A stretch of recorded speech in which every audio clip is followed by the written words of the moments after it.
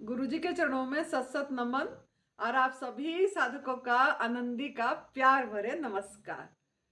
इसका नाम साध्वी आनंदी माँ है और इसका फोन नंबर है 8219172304। सुरेश बेटा का फोन नंबर है 9729018002। तो आज का वीडियो का टॉपिक मेरा ये है, निर्जल उपवास करते समय क्या सावधानी रखें या उपवास करते समय क्या सावधानी रखें।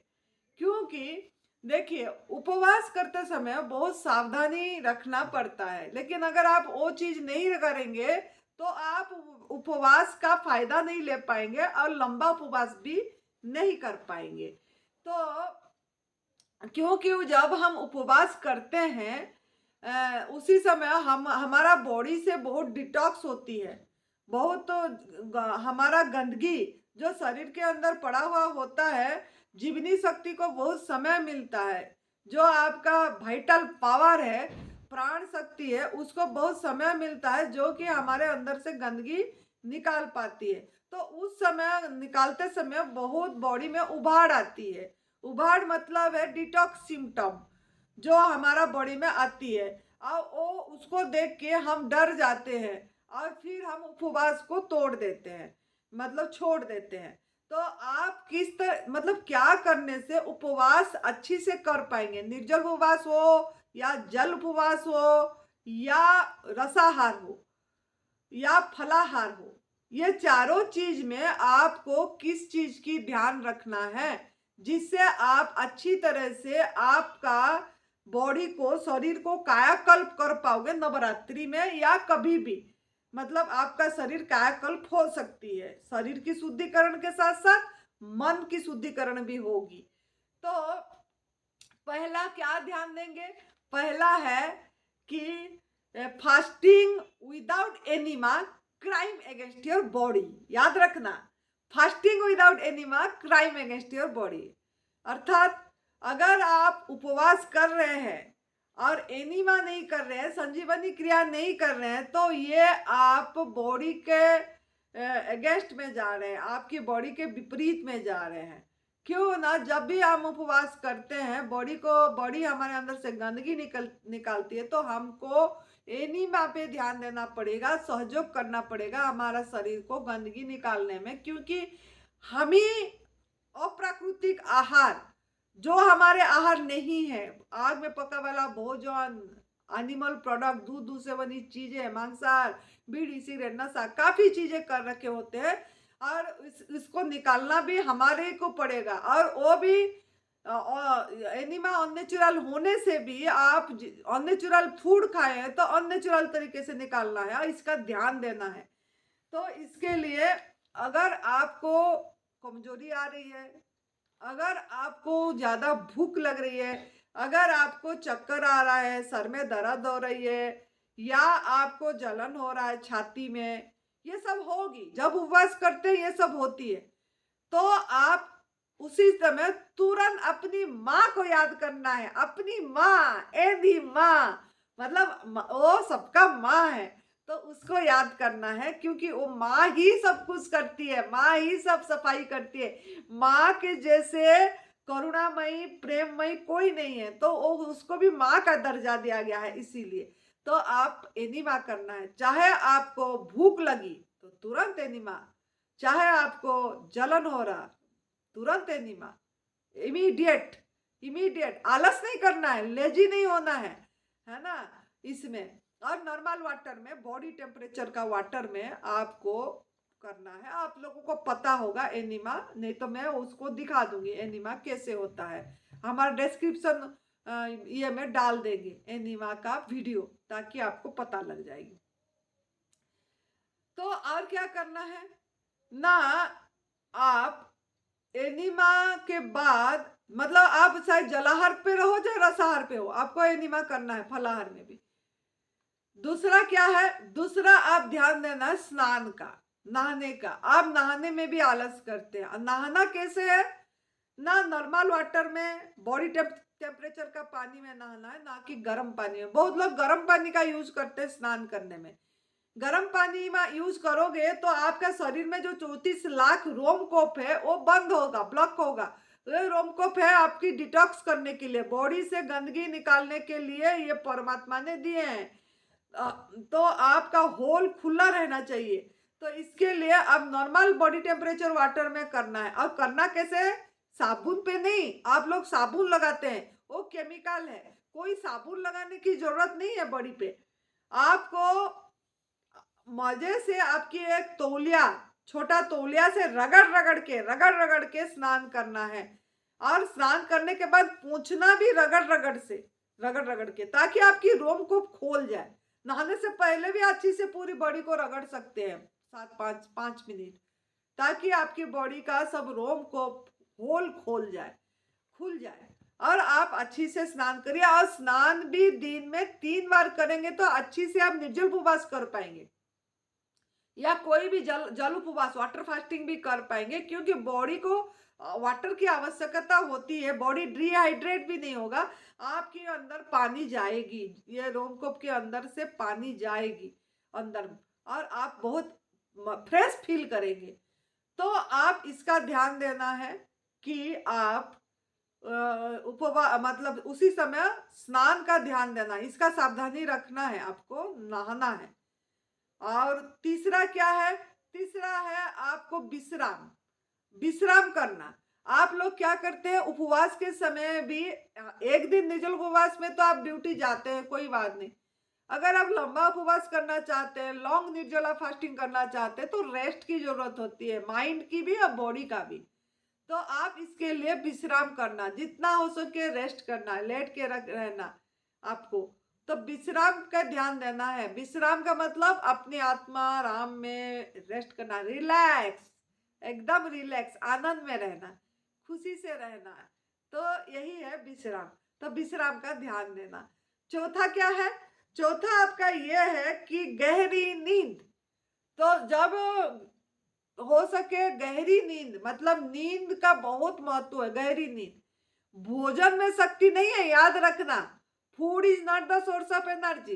भोजन से ज्यादा गहरी नींद में शक्ति है। गहरी नींद में आपका पूरी बॉडी निष्क्रिय हो जाता है, मन भी सो जाता है, इंद्रियों भी सो जाती है, सब मतलब आप पूरी तरह रेस्ट करते हैं, लेकिन उसमें अहम बची रहती है। लेकिन आप उसी समय बहुत ताकत, ऊर्जा लेके आते हैं गहरी नींद से सो के। तो जितना हो सके नींद लेंगे तो बहुत बढ़िया है। गहरी नींद से ज्यादा ध्यान में शक्ति है। तो आपको पांचवा चीज क्या आपको देखना पड़ेगा, जैसे सावधानी रखना पड़ेगा आपको ना, ध्यान का भी कर। ध्यान मतलब क्या? जितना हो सके आप अपनी मन को एकदम शांत रखिए, मन को दौड़ाइए नहीं। आपका आंख का जरूरत नहीं है तो आंख को भी बंद रखिए। मुख का बोलने की जरूरत नहीं है तो मौन रखिए, मौन का भी ध्यान रखना है आपको। मौन, मौन मतलब क्या? मन की मृत्यु। मतलब मन में इधर उधर नहीं सोचना, ना अतीत पे जाना, पास्ट पे, ना फ्यूचर पे जाना, भविष्य पे।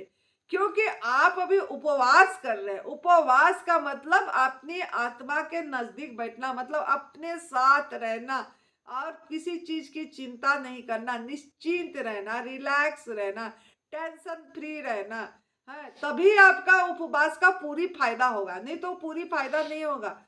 बोलने में भी जीवनी शक्ति खर्च होती है। अगर आप फालतू का बोलते रहेंगे, व्यर्थ व्यर्थ बोलते रहते हैं, हम कुछ जरूरत नहीं बोलते रहते हैं, मौन नहीं रह पाते। तो अगर हम इससे भी आपकी जीवनी शक्ति बचेगा। जितना हो सके आपको उपवास में जीवनी शक्ति को बचाना, जीवनी शक्ति खर्च नहीं करना, ताकि आपकी हीलिंग में लगे, ताकि आपकी गंदगी में लगे, निकालने में लगे। आप जिसके लिए, जिस उद्देश्य के लिए कर रहे हैं, आप वो उसमें ध्यान दीजिए कि आपका टॉक्सिन निकल पाए। तो इसके लिए जितना हो सके साइलेंस, साइलेंट है, silence is also a best medicine. तो इसके लिए साइलेंस रहना, rest is also a best medicine, विश्राम करना। तो आप जितना हो सके, जितना हो सके। और क्या करना है ना, मोबाइल का भी उपवास कराना है, मोबाइल को भी फास्टिंग करना है, मोबाइल का भी साइलेंट में रखना है। अगर आप मोबाइल इधर मौन है और इधर मोबाइल चलाते रहेंगे तो इसमें भी आपकी एनर्जी तो लॉस होगी, या मोबाइल का रेडिएशन आपको ठीक होने नहीं जाएगा। उसका जो बाहर की रेडिएशन होती है बहुत जबरदस्त होती है, तो इससे भी दूर रखना है आपको मोबाइल को। अगर आपको क्रोनिक डिजीज को ठीक करना चाहते हैं और आप अपनी आध्यात्मिक में भी आगे जाना चाहते हैं, तो आपको इस चीज की भी ध्यान देना पड़ेगा कि मोबाइल बंद करिए। कोई भी जैसे इलेक्ट्रिकल इक्विपमेंट जो आप यूज करते हैं, लैपटॉप वगैरह बहुत यूज करते हैं, इधर मौन है, इधर उपवास कर रहे हैं, इधर क्या करते हैं, वर्क फ्रॉम होम। मतलब ऑफिस नहीं जाएंगे लेकिन वर्क तो करेंगे ही, वर्क फ्रॉम होम। मैं तो ये सुन सुन के परेशान हो जाती हूँ। आप किस लिए फिर उपवास करे हैं? तो आप थोड़ी सी आप आपके काम, कुछ भी काम बंद नहीं कर सकते, तो आप कैसे हील होंगे, कैसे आपका क्रोनिक डिजीज ठीक होगा? तो वर्क फ्रॉम होम भी बंद करना पड़ेगा। जो आप ऑनलाइन वर्क करते हैं घर में रह के, इधर भी आते हैं लोग यही काम करते हैं, तो हमें उन्हीं को समझाती हूँ कि ये भी आपको सही होने नहीं देगा। कुछ दिन तो बंद करो, जितने दिन आप निर्जल उपवास कर रहे हैं उतना दिन तो करो। नवरात्रि में तो कर सकते हैं कुछ दिन ऐसे।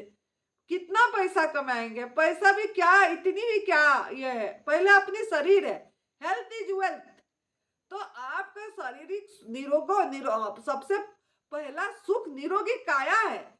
अगर काया निरोगी है तो आप सब कुछ कर सकते हैं। शरीर निरोगी है तो आप निरोगी से आरोग्य, आरोग्य से स्वस्थ तक जा पाएंगे, अपनी आत्मा में स्थिति जो आध्यात्मिक स्पिरिचुअल में भी जा पाएंगे। तो पहला इसी का ध्यान दें। तो कोई भी इलेक्ट्रिकल इक्विपमेंट ज्यादा यूज नहीं करना है, बिल्कुल भी। जितना हो सके मतलब बंद रखिए, जितना हो सके। लैपटॉप का भी यूज, टीवी का भी यूज, ये सबसे भी दूर रखिए अपने आप को, अगर आप सही होना चाहते हैं। हमारा इधर ऐसे साधक हैं जो पूरी बंद करके सही हुए हैं और जल्दी होते हैं, क्योंकि उसका रेडिएशन नहीं तो ठीक होने नहीं देता। तो इसका भी उपवास करवाइए। ये जो इलेक्ट्रिकल इक्विपमेंट आप यूज करते हैं उसका भी करिए, क्योंकि मन शांत होना बहुत जरूरी है। माइंड से सब कुछ होता है। मन जितना माइंड से हीलिंग होगा, सोच से हीलिंग होगी। तो इसका भी आपको सावधानी बरतना पड़ेगा, ये सब चीज का। फिर और क्या है? और ये है आपको अगर आपकी जलन हो रही है, अगर आपको मतलब दर्द हो रहा है, सर में दर्द हो रही है, तो आप वमन क्रिया करना पड़ेगा। आपको एसिडिटी हो रहा है और हर समय आपको लग रहा है कि अभी उल्टी हो जाएगी, अभी उल्टी हो जाएगी, तो वमन क्रिया भी करना है। एनिमा के बाद आपको करना है और गुनगुना पानी में करना है। नमक नहीं डालना है, कुछ नींबू नहीं डालना है। आप सिंपल पानी में, गुनगुना पानी में आपको करना है और लगातार बैठ के, उकड़ू बैठ के, बार बार मैं बता चुकी हूँ, एक के बाद एक को पानी पी के है, और जीभ को ऐसे खुला करके उंगलियों में घिसना है, खड़े होके आपको झुक के उल्टी कर देना है। आप एक बार निकालें, लास्ट तक अगर आपका एसिड आ रही है देखें, तो दोबारा बैक टू बैक भी आप कुंजल क्रिया कर सकते हैं, वमन क्रिया कर सकते हैं। फिर से 4-5 ग्लास पानी पी के फिर से भी निकाल सकते हैं। दिन में 3-4 बार भी कर सकते हैं, इसमें घबराना नहीं है। लेकिन जिनको ब्लड प्रेशर हाई है और जिनको मतलब ये है क्या, आंतों में या मुंह से खून आ रही है या हार्ट का प्रॉब्लम है, तो वो नहीं करना है, उनको सावधानी बरतना है इस चीज में। उनको वमन क्रिया नहीं करना चाहिए ऐसे। तो आप इस तरीका का करके अपनी एसिड ऊपरी आंत की सफाई कर सकते हैं। बाकी क्या है? बाकी गिल्ली पट्टी, वेट पट्टी पहले भी बताया, इसका भी सावधानी रखना है। उपवास कर रहे हैं तो पूरी तरह अच्छे से करिए, और आपका मतलब ब्लड सर्कुलेशन होना चाहिए पूरी तरह से। तो आप पेट में भी गिल्ली पट्टी, गले में भी गिल्ली पट्टी या सर पे भी गिल्ली पट्टी बांध के आधा घंटा, पौने घंटा रख के उसके बाद एनिमा करिए। अगर कहीं पे दर्द ज्यादा हो रहा है, कहीं हाथ पे, कहीं घुटने में, उसमें भी आप बांध सकते हैं। ऐसा नहीं कि एनिमा करने से पहले, जब भी हो रहा है आपको कुछ दर्द, तो आप बांध सकते हैं गिल्ला पट्टी। इसका भी ध्यान आपको देना है, क्योंकि उबाड़ आती है बहुत उबाड़ आती है। बॉडी काम करता है, अंदर का हमारा डॉक्टर काम करते हैं, बिना चाकू का ऑपरेशन, बिना एनेस्थेसिया से ऑपरेशन होती है। अब भगवान खुद करते हैं, अंदर जो प्राण शक्ति है वही करते हैं। तो उसके लिए आपको ये सहन करना पड़ेगा, धन्यवाद देना पड़ेगा, परमात्मा को शुक्रिया करना पड़ेगा हर समय। और ध्यान का भी ध्यान देना है। ध्यान क्या, जितना हो सके चुप बैठना है और अपनी सांस पे दृष्टि देना है। आती जाती सांस पे रहे निरंतर ध्यान, हर समय वो वर्तमान है, अभी है, इसी क्षण है। तो उसके प्रति भी आपको ध्यान देना पड़ेगा जितना हो सके। मतलब एम्प्टी रखना है माइंड को, कुछ भी ना सोचो, कुछ भी मत बोलो, कुछ भी मत करो। एकदम क्या होगा, मतलब आपको जी पहली आपकी लाइफ है, तो लव योर लाइफ। तो शांत बैठिए, ध्यान पे ध्यान दीजिए। बाकी क्या करना है, शवासन। शवासन में कैसे होता है आपको पता होगा। शवासन, शवासन में आपको मतलब ऐसे मैं दिखा सकती हूँ आपको कैसे शवासन में आपको करना है। कि ये देख सकते हैं, ऐसे हथेली ऐसे आकाश की तरफ होगी, ये खुला रहेगा, आंखें बंद रहेगी और पूरी तरह से बस अपनी सर से लेके पैर तक आप अपनी सभी चीज को ढीले रखना है, एकदम ढीले रिलैक्स रखना है। और हर एक आपके अंग को देखते देखते ऊपर से नीचे तक, नीचे से ऊपर तक देखते देखते एनर्जी को फ्लो करना है। जो कस्मिक एनर्जी है बाहर की, वो आपके अंदर आ रहा है और हर एक अंग को टच कर रहा है। हर एक अंग को देख देख के एक से सीधे ऐसे ही लेट के पूरी उंगली तक लेना है। और फिर बाद में अपनी सांस पे दृष्टि करना है। सिंपल सांस है, सांस जैसे आ रही है जा रही है, बस इसमें दृष्टि देना है। ऐसे 15 मिनट, 20 मिनट, आधा घंटा एकदम मजे से, जितना हो सके खुला स्थान पे, हवा मिलना चाहिए, खुली प्राकृतिक हवा। तो जैसे खुला स्थान पे ऐसे रहिए, इससे भी बहुत आपको एनर्जी मिलेगा और आप अच्छे से उपवास कर पाएंगे। बाकी उठते समय ऐसे करवट लेके उठना है। बाकी आपका आहार क्या है, जैसे आपका मुख से तो नहीं लेंगे, लेकिन आप मुख से न लेके आप सूर्य स्नान करना है। सूर्य स्नान भी आपकी आहार हो जाएगी और हवा भी आपकी आहार हो जाएगा, खुला हवा।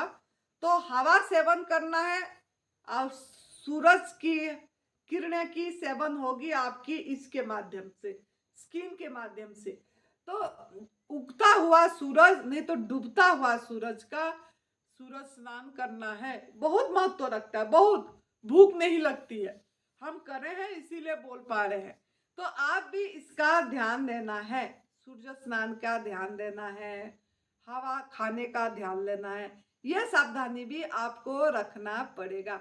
और जितना हो सके शांत रहना है, क्रोधित नहीं होना, चिड़चिड़ापन नहीं होना। मतलब हर समय एक अहोभाव में, ग्रैटिट्यूड में रहना है कि मैं भूखे नहीं हूँ, मैं तो सबसे बढ़िया इम्यूनिटी पावर, सबसे बढ़िया फ्री में परमात्मा का आहार नाक के माध्यम से सूक्ष्म आहार ले रहे हूँ। यही तो मेरा केमोथेरापी है, यही तो मेरा बूस्टर है, यही यही तो मेरा सब कुछ है। ये परमात्मा ही मेरे अंदर से ले रहे हैं और मेरे सब तरफ जा रही है, एक पावर जा रही है, एक शक्ति जा रही है। इस भाव से करेंगे, भाव इंपॉर्टेंट है। अगर आप हर समय करते समय हो मैं तो भूखा हूँ, मैं तो भूखा हूँ, कुछ खाया नहीं, और ऐसे उपवास करें और आपको आलू परोठे याद आ रहे हैं, मूली परोठे याद आ रहे हैं, गोभी परोठे याद आ रही है, या पकोड़े याद आ रहा है, या आपको छोले भटूरे याद आ रहा है, तो आप फिर अगर याद भी आ गया तो आप खा ही रहे हैं, फिर हीलिंग नहीं होगी। इसका भी ध्यान देना है, इसका भी ध्यान देना है। ये सब याद भी नहीं करना है हमको। हमको तो यही सोचना है, मैं तो हवा ले रहे, जो भगवान का प्रसाद, बिना मतलब बिना पैसे से मुझे बढ़िया आहार मिल रहा है, तो आनंद से खुशी से करना है। इसे नहीं करो जल पे करिए, जल भी जल ही जीवन है, वाटर पे। तो वाटर लीजिए, जब भी प्यास लगी थोड़ा पानी ले लीजिए, सिप सिप करके ऐसे ले लीजिए। तो वाटर पे भी ऐसे ही धन्यवाद देके ओहो भाव में भर के रसाहार कर रहे हैं भी तो ओहो भाव, धन्यवाद, ग्रैटिट्यूड, कृतज्ञता। वाह वाह प्रभु, आपका बहुत धन्यवाद, बहुत जय हो आपकी। इस भाव से करें। फलाहार कर रहे हैं तब भी इस भाव से करें। ये नहीं कि हाय मैं तो आके गरम गरम चीजें नहीं खा पाया, गरम गरम चीज तो मेरा रह गया, अरे वो तो खा रहा है मैं नहीं खा पा रहा, ये भी मन में नहीं लाना। क्योंकि आप तो सबसे बढ़िया रास्ते पे जा रहे हो, तब सेवा सुमिरन का मार्ग पे जा रहे हो, तो इसका भी ध्यान देना है आपको। तो मन से भी नहीं सोचना है और खुशी से करना है। और क्या सावधानी रखना है? सबसे बड़ा सावधानी है निर्जल उपवास के समय में आपकी सेवा। आप सेवा पे ध्यान नहीं देते। सुमिरन तो मैं बता दी, ध्यान करना है, शवासन में रहना है, सांस पे दृष्टि देना, लेकिन सेवा तो आप करते ही नहीं है। सेवा वितरण में आपकी ध्यान ही नहीं है, खाली लेने में, क्या खाएं क्या पिए जो हम सही हो जाए, क्या दे, क्या क्या दे पाए, किसको दे पाए, किसका मेरा जीवन काम आ जाए, ये नहीं सोचे आपने। तो जब आप नहीं लेते हैं, उपवास करते हैं, निर्जल उपवास, उसी समय जरूर इस चीज का ध्यान देना है। चाहे कुछ भी हो, आप एक दिन लेते तो कुछ तो पैसा खर्च होता ना आपका, उस पैसे को निकाल के रखिए और ऐसे स्थान पे दीजिए जहां पशु क्रूरता नहीं होती। याद रखना, जहां हिंसा नहीं हो रही है, जहां वायोलेंस नहीं हो रहा है, ऐसे स्थान पे दीजिए जहां दवा रहित रोग रहित करवा रहे हैं, जहां आध्यात्मिक में लिया जा रहा है, और जहां मतलब मेन बात है हिंसा, कहीं पे भी दूध से बनी चीजें यूज नहीं हो रही है, वहां ऐसे स्थान पे वो पैसा दीजिए। नहीं तो उस पैसे से फल बांट दीजिए। अगर आप नहीं भी दे रहे किसी स्थान पे, तो वो पैसे जो आप जिस दिन निर्जल करे आप पैसा निकाले, उस पैसे से बच्चों को फ्रूट्स बांट दीजिए। नहीं तो एक ये करके जमा करिए, एक डिब्बा में जमा करिए। जब आपका हो जाएगा कहीं अच्छे स्थान पे, ऐसे जहां पशु क्रूरता नहीं हो रहे, ऐसे स्थान पे दे दीजिए, जहां कहीं मतलब हिंसा नहीं हो रहा है, दे दीजिए। तो लेकिन देना सीखे, देना सीखे। आप देना नहीं सीख रहे हैं, तभी आप निरोगी नहीं हो पा रहे। लोगों को बताएं, लोगों को बताइए रास्ता। ये हमारा वीडियो फॉरवर्ड करिए, सब्सक्राइब करने के लिए चैनल बोलिए, फॉरवर्ड करिए, लोगों तक अच्छे चीज पहुंचे, सब वास्तविक सत्य पता लगे, एक्चुअली हमारा आहार क्या है पता लगे लोगों को, तो आप सही हो पाएंगे। तो इसके लिए ये ध्यान देना है आप कि आप जितना हो सके वितरण, वितरण जो आपके पास है, मुस्कुराहट है मुस्कुरा के बात करिए, ये भी वितरण है। किसी से हंस के बात करेंगे, मीठा से बात करेंगे, ये भी एक कुछ दिए आपने, है ना। इस तरीका का ज्ञान है, समझ लीजिए। जो भी आपके पास है देना सीखे, लेकिन उपवास के समय निकालना सीखे। पैसे तो निकालना ही चाहिए। कोई भी उपवास, रसाहार पे कर रहे हैं, जलाहार पे कर रहे हैं, निर्जल उपवास कर रहे हैं, फलाहार कर रहे हैं, निकालिए, निकाल के रखिए, दीजिए, फल बांटिए, तो आपका अच्छा होगा, जरूर अच्छी होगी। तो इसका ध्यान दीजिए। तो ये सब सावधानी आपको बरतना है जितना हो सके। दर्द के टाइम में हर समय परमात्मा को शुक्रिया करिए। अगर दर्द जलन कोई भी उभार आ रही है आप पे, कोई भी डिटॉक्स सिम्टम आ रहा है, हाय हाय मत करिए, उसमें थैंक यू बोलिए, ग्रैटिट्यूड करिए, गुड साइन है। बुखार भी आया तो बुखार भी आ जाती है, गले भी खराब हो जाती है, तो उस समय भी आप घबराइए मत। गिल्ली पट्टी का ध्यान दीजिए, स्नान का ध्यान दीजिए, रेस्ट का ध्यान दीजिए। बॉडी को रेस्ट चाहिए, मुख में डालिए मत, निकालिए। तो इसका ध्यान दीजिए, तो आप बहुत सही हो जाएंगे। क्योंकि उबाड़ आती है, तो आप इसका सावधानी रखिए, फिर देखिए क्या आपके साथ चमत्कार होगा। उस चमत्कार को तो आप नमस्कार करेंगे। तो ठीक है, आपको अभी समझ आ गई होगी क्या सावधानी रखना है उपवास के समय में, तो आप कर पाएंगे। नवरात्रि आ रही है 3 अक्टूबर 2024 से 12 अक्टूबर 2024, शारदीय नवरात्रि, फायदा उठाइए। इस समय अपनी बॉडी को कायाकल्प करिए। हमारा यहाँ शिविर है, हमारा परम पूज्य सद्य बीबी चौहान गुरु जी का, हिमाचल प्रदेश देवभूमि तपोभूमि में यहाँ। और होशियारपुर का शिविर है 15 अक्टूबर से 19 अक्टूबर, उसमें आप नाम रजिस्ट्रेशन कर सकते हैं। खुश रहिए, हर समय हंसिए, मतलब आनंद में रहिए। ये भी एक सावधानी देखना कि मैं हर समय खुश रहूं। खुश, जैसे आनंदी माँ खुश रहती है ऐसे आप भी खुश रहिए, मस्त रहिए, तंदुरुस्त रहिए, हंसते रहिए, हंसाते रहिए। जय तंदुरुस्ती, जय तंदुरुस्ती। धन्यवाद।